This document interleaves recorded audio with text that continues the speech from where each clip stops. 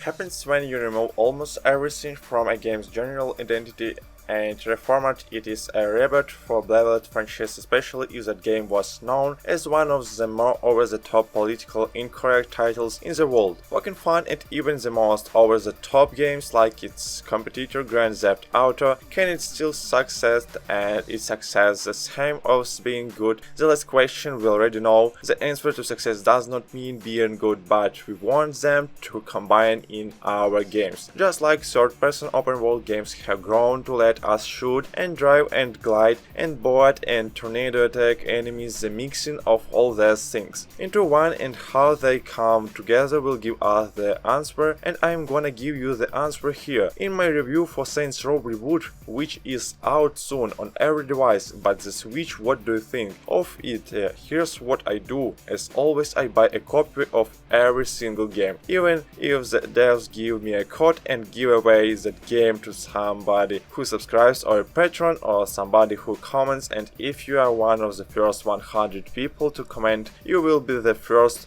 100 people to comment, and I thank you. Saints Row Blast, out of the best differently than the original namesakes, but at the same time it does pay a bit of homage to those original titles. I don't want to spoil all that much of. I will just say this: death, maybe some flashbacks. Then you are hired by the colon senders and military contractors, then fired from the job only to decide to team up with your friends to make your own gang, if that sounds like plot.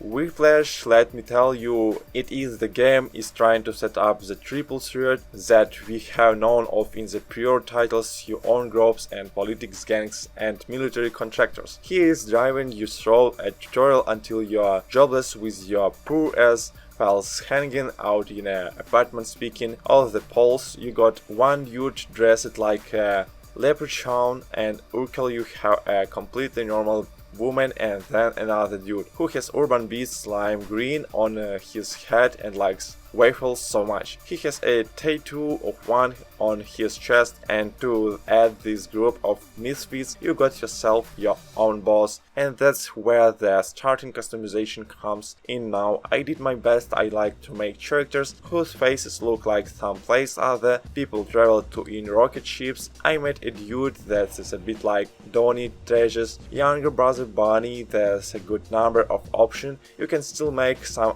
outlandish characters if that's what you want to do. Now the entry game is driven by the group's desire as first to get a waffle maker, so they break into crime, then later they decide to form their own gang to do as you would in the titles. You take on main missions, side missions, local jobs and activities collection, as well as building out your crime empire by going through the game world and planting out new buildings on empty lots, and then performing jobs that connect them to increase their weekly take. You pick up bounties, hijack brings trucks with helicopters and large machines, and force out the other gangs, all the while the walls broken into 8 or 9 turrets, each one offering a bit of a different graphical look, like a down and out section.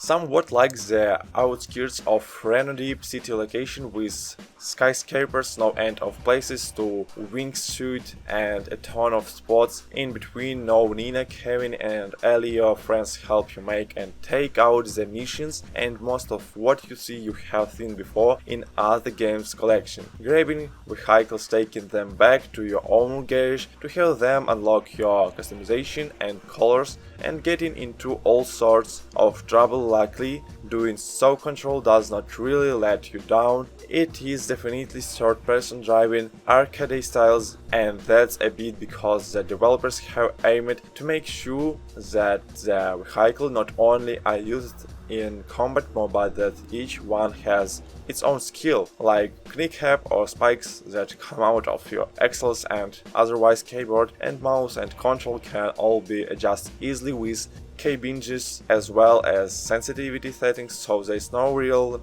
harm regardless of what control scheme you choose. I never allowed driving with a mouse and keyboard, but it works out fun here. Now you level up a number of things in the game. Not only you own empire using the empire desk that has your showdown, there's buildings, whatever you want to expand, but you also update your character as you take one of the jobs. Each level usually gives you a skill or a perk, being able to locked into 4 buttons if it is a skill. So those skills are like a dragon purchase, gravity grandest, and everything in between where perks are unlocked, almost like all phone memory blocks where you buy one and then you add a passive ability into it, like running faster when you are closer to death, striking less, notoriety when doing illegal things, and other passive kinds of skills. Notoriety goes up, of course, as you create more chaos and you have different types of notoriety. For example, you can have one for the